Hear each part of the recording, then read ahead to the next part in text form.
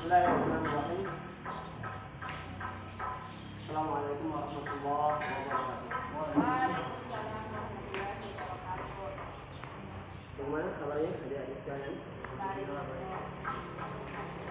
Bagaimana kabarnya adik-adik sekalian? Baik, Pak. Alhamdulillah. Baik, sebelum kita mulai, silakan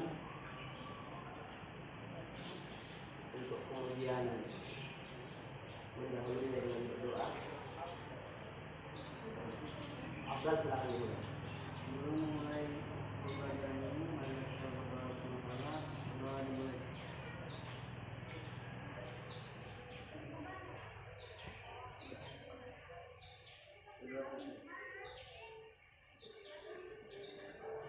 Baik, adik-adik sekalian, kita melanjutkan mata pelajaran kita di jam ketiga ya. Setelah bersyukur, meski kemudian waktu yang sudah cukup panas, suasana mulai berat, mencoba tidak mengurangi semangat. Betul deh? Masih semangat deh? Oke, baik. Insyaallah kita bersyukur kepada Allah Subhanahu wa taala mengucapkan ucapan apa? Alhamdulillah. Alhamdulillah. Bersyukur kepada Allah Subhanahu wa taala mengucapkan alhamdulillah ya. Alhamdulillah itu bersyukur kepada Allah. Perlu tidak kita bersyukur? Perlu. Nah, la in syakartum la azidannakum wa la in kafartum inna 'adzabi lasyadid. La in syakartum la azidannakum, bersyukur kepada Allah, maka Allah akan tambahkan nikmatnya. Wa la in kafartum inna 'adzabi lasyadid. Sementara kemudian ketika kita ingkar, kemudian kita kufur dan nikmat Allah Subhanahu wa taala, sebenarnya kita akan diberikan azab oleh Allah. Makanya syukur itu selain mendatangkan kebaikan, syukur itu juga adalah wujud terima kasih kita kepada Allah. Baik, maka perlu kemudian senantiasa kita bersyukur. Kemudian selanjutnya, yang kedua, kita bersalawat kepada Nabi dengan mengucapkan apa? Allahumma shalli ala Muhammad. Perlu tidak kita bersalawat? Perlu. Karena selain kebaikannya, Allah berikan lipat ganda yang begitu besar.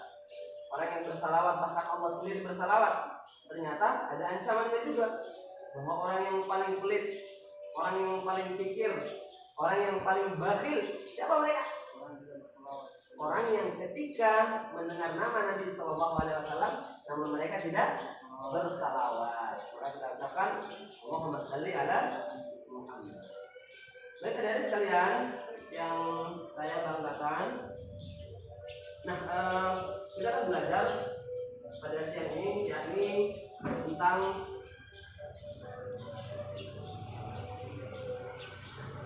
bab berbusana muslim dan muslimah merupakan cermin kepribadian dan keindahan diri. Nah, kita berangkat dari tema. Jelas tidak Bapak? Kurang jelas ya? Jelas, Pak. Ya, jadi busana muslim dan muslimah. Muslim dan muslimah berarti yang dimaksudkan muslim laki-laki dan muslim perempuan. Nah, berbusana bagi muslim laki-laki dan muslim perempuan dengan sesuai ketentuan syariat atau ketentuan agama itu bukan saja sekedar perintah, namun ternyata juga itu melambangkan kepribadian dan keindahan diri. Artinya apa? Di balik busana muslim dan muslimah yang sesuai dengan ketentuan syariat, yang tidak membuka aurat, yang kemudian diperintahkan oleh Allah Subhanahu wa taala, ternyata di sana ada sebuah identitas diri yang merupakan karakter atau gambaran dari seorang muslim. Selain itu, dia juga ternyata di sana ada keindahan, ada kebaikan. Maka dari sekalian yang dimuliakan Allah, yang saya banggakan, pada materi yang kemudian akan kita belajar di kesempatan ini, itu ada beberapa poin yang kemudian kita akan bahas. Pertama, kita harus mengetahui kemudian berpakaian sesuai dengan ketentuan syariat Islam dalam kehidupan sehari-hari. Jadi, apa sih yang merupakan ketentuan-ketentuan syariat dalam berbusana?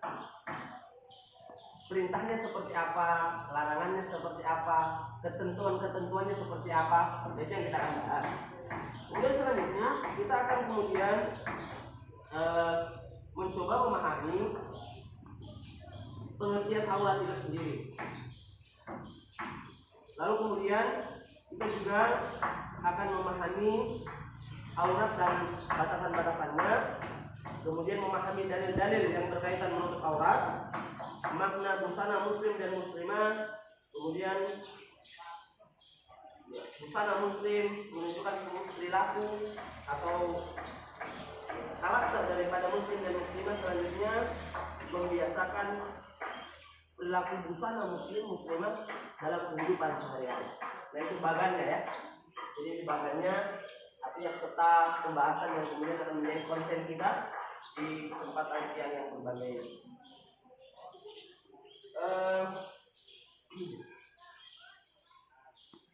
Nah, selanjutnya Anda bisa lihat bahwa aurat, makna aurat, apa sih aurat? Kalau laki-laki auratnya apa saja? Jadi aurat laki-laki itu aurat besar itu mulai dari pusar sampai lutut. Area atas lutut sampai bawah pusar itu semua adalah merupakan aurat yang tidak boleh terlihat oleh siapapun kecuali istri bagi yang sudah bahkan ibu kita, bapak kita. Ketika kita sudah dewasa itu tidak boleh lagi melihat aurat kita, ya seperti itu. Nah, kalau perempuan apa batasan auratnya? Batasan aurat versi Quran seluruh tubuh perempuan kecuali telapak tangan dan muka, ya. Terus bagaimana Ustaz aurat? Apakah muka itu aurat? Nah, itu pendapat mazhab. Contoh dalam mazhab Syafi'i menyebutkan bahwa kalau takutnya bisa menimbulkan fitnah, mukanya mungkin terlalu cantik atau gimana, maka ya, dia sebaiknya untuk menghindari fitnah itu lebih utama daripada mendatangkan mudarat terlalu besar. Maka beliau justru mewajibkan, makanya itu pendapat mazhab. Nah, itu berkaitan aurat. Nah, secara pengertian, secara lugu atau secara bahasa, itu tadi berkaitan dengan ikhwan dan akhwat, ya. Nah, ikhwan akhwat, menurut bahasa, aurat itu berarti malu, aib atau buruk. Kata aurat berasal dari kata awirah, bahasa Arab, ya, yang artinya hilang perasaan jika digunakan untuk mata. Berarti hilang cahayanya, lenyap pandangannya pada umumnya.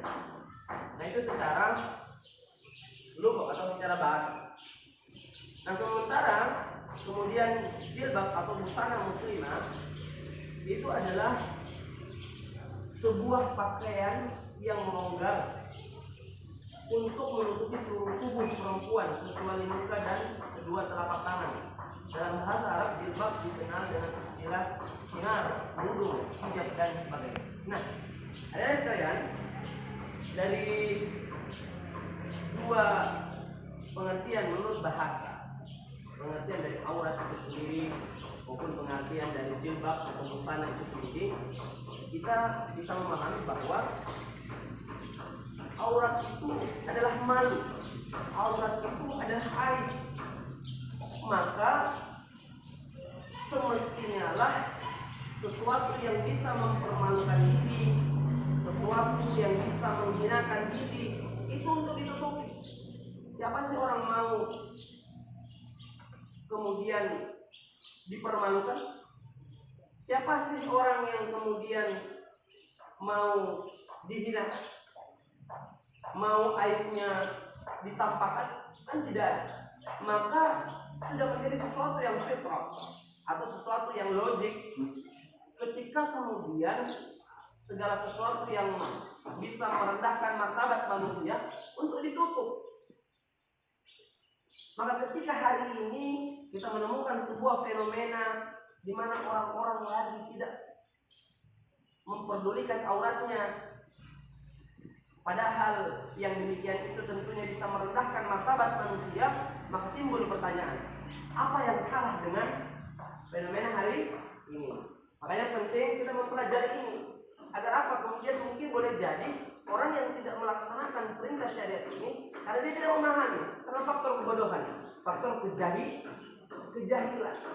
Ya, maka kita memahami itu agar kemudian bisa menjadi satu panduan hidup kita.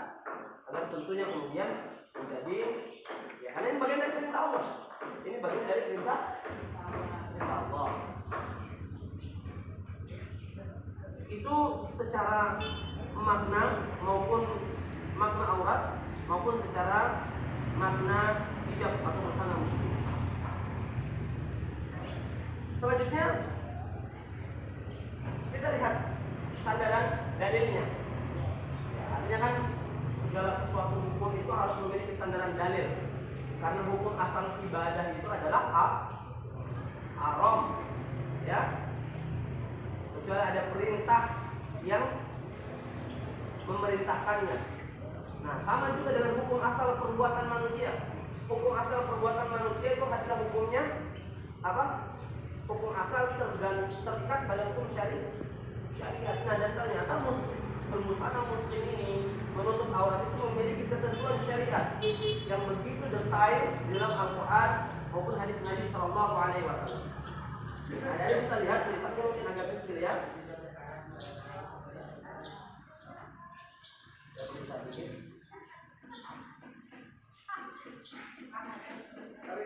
Bisa dibaca.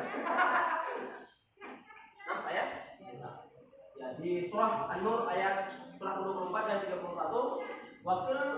wa kullil mu'minat yaqudud min absarihinna wa yahfazna furujahunna wa la yubdina zinatahunna illa ma zahara minha wa liyadribna bi khumurihinna ala juyubihinna wa la yubdina zinatahunna illa liya'ulatihinna aw abatihinna aw abai bu'ulatihinna aw abna'ihinna ila akhir ayat. Yang artinya, dan katakanlah kepada perempuan yang beriman. Nah, ini perintah Allah kepada Muhammad, ya Muhammad, perintahkanlah para perempuan yang beriman agar mereka menjaga pandangannya, memelihara kemaluannya, dan janganlah mereka menampakkan perhiasan dalam kurung auratnya kecuali yang terbiasa terlihat. Dan hendaklah mereka menutup kain kerudung ke dadanya, dan janganlah menampakkan perhiasannya auratnya kecuali pada suami mereka atau ayah mereka, atau ayah suami mereka, atau putra mereka, atau putra suami mereka, atau saudara laki-laki mereka, atau putra saudara laki-laki mereka, dan putra saudara perempuan mereka, atau para perempuan sesama Islam mereka, atau hamba sahaya yang mereka miliki, atau para pelayan laki-laki tua yang tidak mempunyai keinginan terhadap perempuan, atau anak-anak yang belum mengerti tentang aurat perempuan, dan janganlah mereka menghentakkan kakinya agar diketahui perhiasan mereka yang mereka sembunyikan, dan bertobatlah kamu semua kepada Allah, wahai orang-orang yang beriman, agar kamu hidup. Begitu detailnya ketentuan syariat. Ketika syariat berbicara tentang aurat, itu bukan perkara remeh-temeh. Artinya apa? Ketika ini disepelekan, itu akan berdampak buruk bagi kehidupan kita. Akan berdampak buruk bagi kehidupan perempuan. Apalagi berkaitan dengan aurat ini, ternyata dampaknya kalau kita lihat dampak sosialnya, yang pertama, kita bisa saksikan bahwa ketika seorang perempuan tidak menjaga auratnya, maka sama halnya kemudian perempuan itu merendahkan martabatnya. Tidak saja kemudian merendahkan martabatnya, namun bahkan dia juga membuka celah atau membuka lubang besar bagi saudara-saudara laki-laki, saudara-saudara muslim laki-laki untuk kemudian melakukan dosa. Karena dengan melihat aurat itu kemudian bisa mendatangkan dosa. Juga termasuk itu tadi membuka pintu-pintu keburukan lain. Nah, lain sekali yang dimuliakan Allah, coba perhatikan ayat-ayat ini dengan begitu detail. Dikatakan bahwa wahai Muhammad perintahkan untuk perempuan-perempuan beriman. Nah, artinya apa? Kalau kita melihat redaksi ayat ini, berarti orang yang menggunakan hijab itu adalah merupakan ciri khas keimanan. Jadi kalau orang berhijab itu bukan sok alim, ya, bukan sok supaya dibilang soleh, tidak. Itu menunjukkan bahwa dia adalah seorang yang beriman. Dan memang sulit. Kalau perempuan tidak berhijab, siapa yang bisa membedakan dia seorang muslim atau non muslim? Kan tidak. Tapi kalau dia berhijab, saya sendiri kadang kalau mau singgah makan di rumah makan, lihat dulu. Oh, kalau pelayan pakai kerudung berarti dia muslim. Singgah makan. Nah, kayak gitu ya. Nah, agar mereka menjaga pandangan mereka dan memelihara kemaluannya. Menjaga pandangan, memelihara kemaluan, dan janganlah mereka menampakkan perhiasan auratnya. Nah, ini ketentuannya kepada siapa-siapa saja mereka boleh memperlihatkan auratnya mereka, ya, untuk kaum hawa. Bisa paham jadi kaum hawa? Kenapa?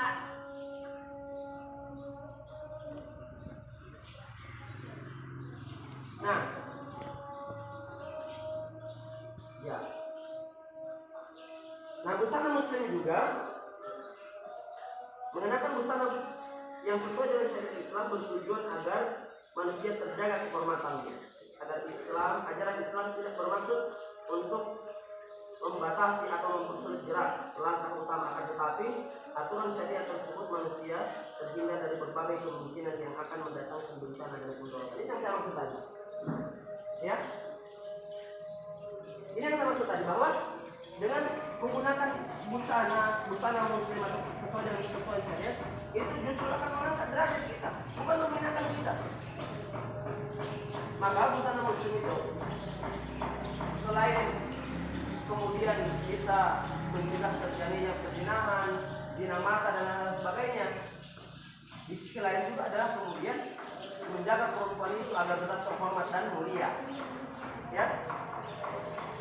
Kemudian selanjutnya, ya, tentunya tidak sampai di situ, tapi orang muslim juga dengan busana yang tentunya harus melekat pada setiap orang muslim, namun karakter baik, jujur, amanah, sopan santun itu adalah merupakan implikasi atau praktek yang kemudian ditunjukkan dari seorang muslim.